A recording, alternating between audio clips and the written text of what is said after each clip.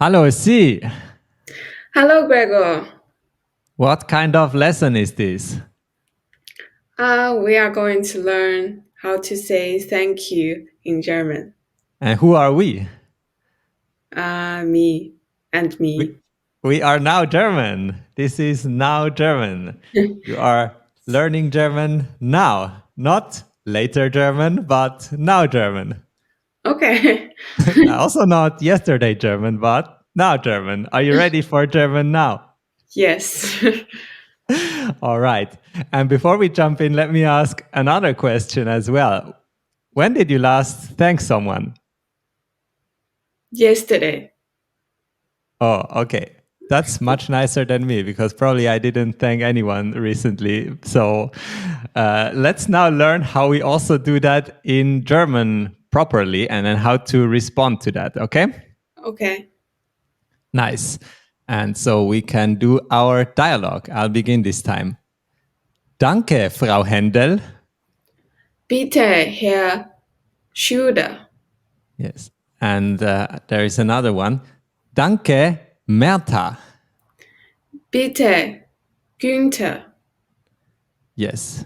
And I think you see the keywords are not that many. This time is danke. Danke. That's thanks. And we also have bitte. Bitte.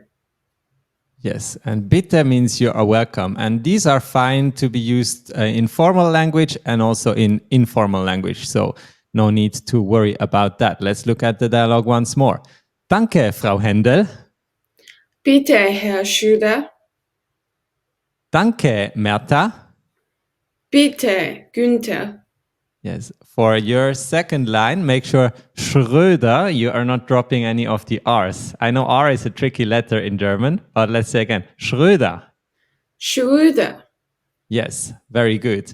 And even though the R is tricky, we are looking at the umlaut topic in German. Probably a lot of English speakers and people around the world have heard about umlaut. Umlaut just means the two dots on top of some of our vowels, like A, O, U, they can have two dots.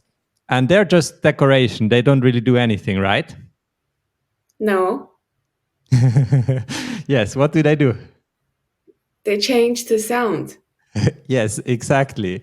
So, for example, the first one, do you want to try to say that with and without umlaut?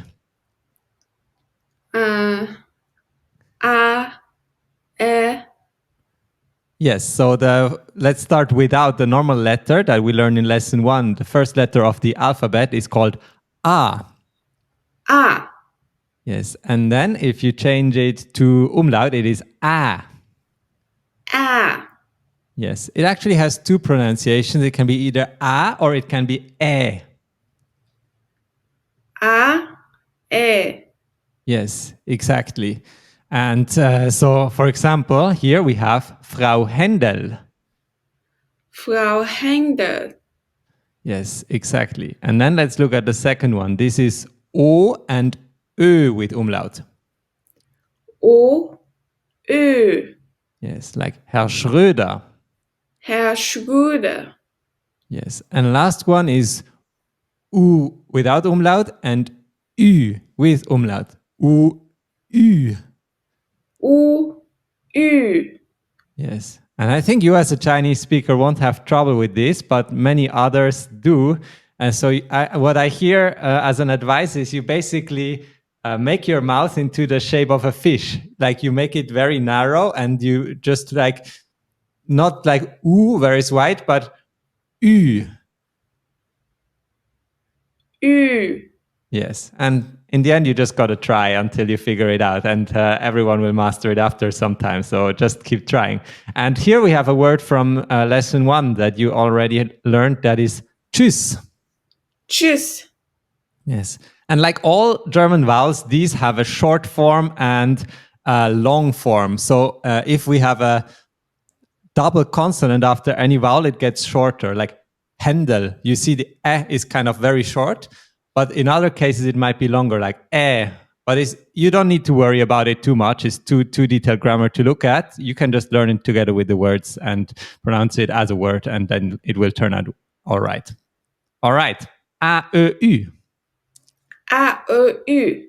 Yes. Now let's look at our dialogue one last time. Danke, Frau Händel. Bitte, Herr Schröder. And the second dialogue, Danke, Mertha. Bitte, Günther. Yes, very good. All right. Danke, Sie. Bitte, Herr Schafroth. Nice. All right, then we'll see you in the next one. Tschüss, auf Wiedersehen. Tschüss.